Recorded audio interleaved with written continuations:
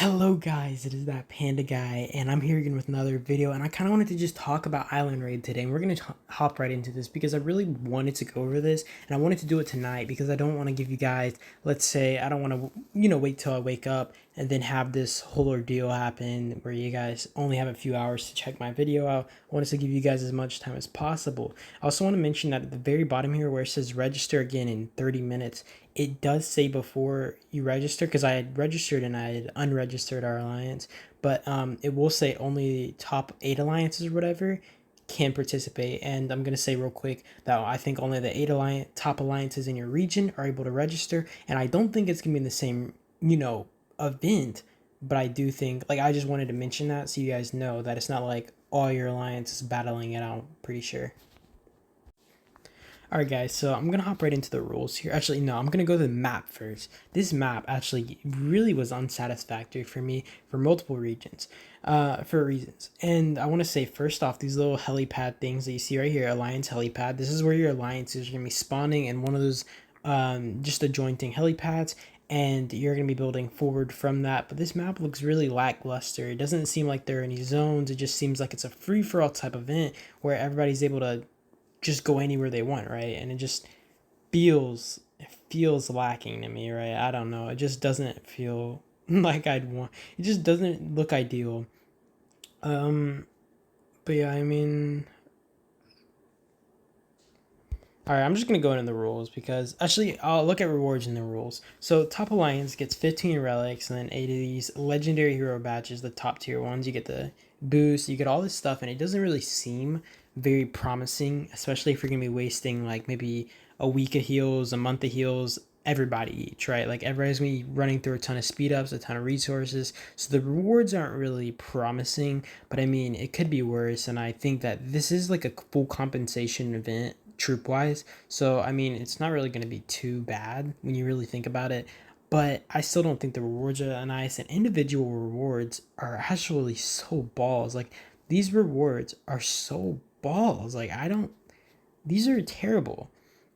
All right, but I'm going to look at the rules now, and these rules are going to be very important. So I'm going to just read these out for everybody. The introduction. This is an isolated island with hidden treasure. Legend says that the treasure lies hidden within the ruins. Lead your alliance members to capture the ruins and hold it to the very end in order to enjoy glory and riches. Beside your opponents who covet the treasure, besides them, the zombies wondering about the area get in your way as well, meaning that I guess they'll attack your squads if you're just walking around. They will be the inhabitants of the island and wander the earth because of their obsession with treasure. Defeat them to get their curios, which will help boost your power. So probably giving you buffs and stuff from defeating these zombies. So pretty cool. Probably like Coco Island. Alliance forts cannot be built on the island, but fortunately, the scavengers have left behind a helipad, and you can use that as your starting point to expand your territory. So basically, your alliance is going to have one of these helipads they land on, and it's going to be it's basically going to be a fort, and you're going to be expanding from that. You can't drop forts, and you're only going to be able to drop watchtowers. And I'm going to explain to you guys how you're going to get the resources to do the watchtowers. It's not going to be used from your original resources. Thankfully, they got this part right, which was very, very just glad about that because the map alone is lackluster. So event rules. Event schedule. Eligible alliances may register for the event during the registration period, which will be, the next day. The matching period will start after registration ends. Alliances will be matched and assigned opponents based on overall strength. So this is a strength based event, and it kind of feels more like Pompeii, and that is unideal for me. Like to me, it is not the most ideal way to match make. Like they should be measuring on activity, all of that. So it's a little bit underwhelming, but it is. What it is.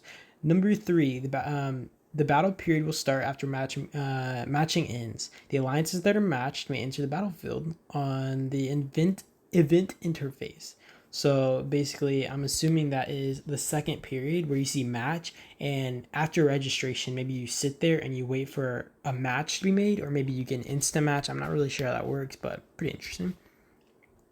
Alliances that have not registered for the event may watch the battles on the event interface. So I'm assuming there's gonna be like a little place over here that you can look at maps, that or you can just share chords, etc. Right? But I'll be doing content for you guys because I know you guys probably want to watch that. Eligibility. Number one, alliances in each region will be ranked based on their total might. The top 8 alliances are eligible to participate in the event. So the top alliances in each region will be available, able to participate and register for this event. If you're not in the 8 alliances, you're stuck unregistered, right? You're gonna have to join a bigger alliance, basically. The alliance leader, or R4, members may register for the event. R4 members. So like you have to be an alliance leader or the R4s to put up your registration. Number two, the list of the participating alliances members will be fixed once the registration period ends. It can't be changed during the event. So you have to be in the alliance and you can't join like late. You have to be here when you start registering, all that kind of stuff. That's why you guys saw me cancel the registration, because I had an account out of the alliance and I had to get it back in. And there's also a 1 hour cooldown, so make sure none of your R4s are trying to sabotage your alliance by unregistering within the last hour, because you're going to get screwed over. I mean, just wanted to let that be known in case anybody doesn't trust their R4s. They can actually screw your alliance over. But yeah, number three, alliance members who are not registered as participant, whose shelter is below 8, won't be able to enter the battlefield. So it's basically going on the second rule. How to win. The alliance can obtain ancient coins by capturing settlements on the battlefield. Settlements of different levels will have different number of coins, and the alliance will lose coins when a settlement is lost. Alliances will be ranked based on their total number of coins at the end of the event. So actually, let me kind of note something, because I had seen something and I don't see it up here. Oh yeah, but it says your alliance can lose coins when a settlement is lost, and these are the settlements right here. So fishing village, these give 2,000, and basically there could be one for each alliance, but there's only 4 level 3 outposts, right? So you're going to be forced to fight over these with competing alliances to actually get these and earn points, as well as taking these fishing villages will give your alliance more points. So if you really want to go for the big W, you could circle around the map, but the ruins are going to be the main thing. Anybody who wins the ruins basically wins this event, unless like you take over every single freaking outpost and everything, and somehow the winner only has, the middle. Like I can't really see this happening, the ruins being the only thing they have. So basically the ruins are going to be what makes or breaks the event, right? For first place. And we're going to talk about watchtowers. I really wanted to talk about watchtowers because I feel like a lot of people, as well as me, were concerned about maybe the event using your alliance currency or your stuff, and that's not going to be the case. So right here it says alliance watchtowers are called Vanguard watchtowers in Island Raid. Alliance building materials are needed to construct Vanguard towers. Alliance building materials can be obtained from Island Raid resource donations. So it's gonna be like donating to research. The Vanguard Watchtower construction limit is fixed. So I think it means like there's only a certain amount of towers that you can construct, maybe like let's say 300 for example, and won't affect by other factors. The Vanguard Watchtowers constructions in Island Raid do not count towards the number of Alliance Watchtowers constructed in the initial region. I'm kind of concerned because like I wanted a number so we don't like overbuild or underbuild. They should be telling us like a number so we know what we're limited to, right? Number three, the color of your alliance territory is fixed in Island Raid, meaning that if your alliance territory is red right now, it might be yellow in Island Raid, just so people aren't confused by each other. By the color, so the color is fixed in Island Raid and will not be affected by the color they have in your main region. Number four, watchtowers constructed in Island Raid are affected by the following. So basically, if you have good alliance research on these buildings, it'll take effect in Island Raid. So if you have good cost reduction, it might cost less, stuff like that. And it makes me wonder if like other research will be counted or affecting your overall thing, your standing, right? Like if you fight on territory, will you get your original alliance buffs or no? Because like it doesn't really clarify that, and it kind of just leaves it up for interpretation. So now we're gonna look at the last thing, and it says take note. Please check your mail and confirm your registered alliance before entering the battlefield. You won't be able to enter the battlefield if you're not in the registered alliance. So make sure you actually join before you register, like your alliance registers, or you won't be able to compete. Don't leave during that registration process. The alliance may cancel the registration after after registering, but it won't be able to enter again for a period of time, which is 1 hour. So if you cancel it, you have to wait for another hour before you can re-register. Number 3, you may only relocate your shelter to your alliance territory on the battlefield. So basically, you can only move your shelter to where your alliance is already built. So like if you haven't built watchtowers right there, you can't teleport, which is pretty scuffed, but I do like that, meaning that you can't just teleport next to an alliance's territory and screw them over and zero all their bases. You have to like march all the way over there, or you have to teleport near a watchtower in the area, which is just nice. Number 4, you'll need a relocator to leave the battlefield during the event. You won't be able to leave the battlefield otherwise. And what I'm guessing this is, it's like a Rise of Kingdoms, where basically you can go back to your home map. Like let's say you are in Island Raid and you have like a return option. You have to use a relocator, and basically it puts you back on your main map. And that's kind of scuffed, but I mean, I do get the thing, so I don't really have like a complaint about that. Number 5, members in the battlefield can't leave the alliance or be dismissed. The alliance cannot be disbanded during the event. Number 6, the battlefield will be destroyed 12 hours after the event phase has ended. You won't need a relocator to leave the battlefield. Please leave the battlefield as soon as possible. You'll need to be evacuated from the battlefield if you do not leave before it's destroyed.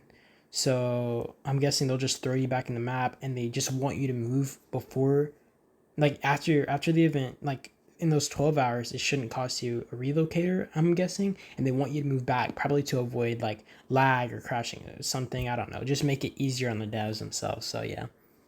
Number 7, we don't recommend summoning zombies in the battlefield after the event has ended. You may lose rewards if you're evacuated from the battlefield before you defeat them.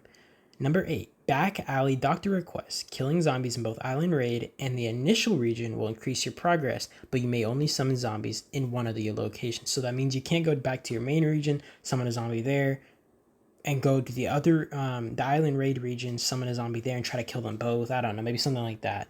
Also, number 9 is Antipede Hunt. This is the last thing. You may launch an Antipede Hunt in Island Raid, but you'll have to demolish the seismic wave trap in the initial region and construct it on the Island Raid map, meaning that you can't have it on Island Raid and your main map, which is pretty simple. I mean, so yeah, I get that.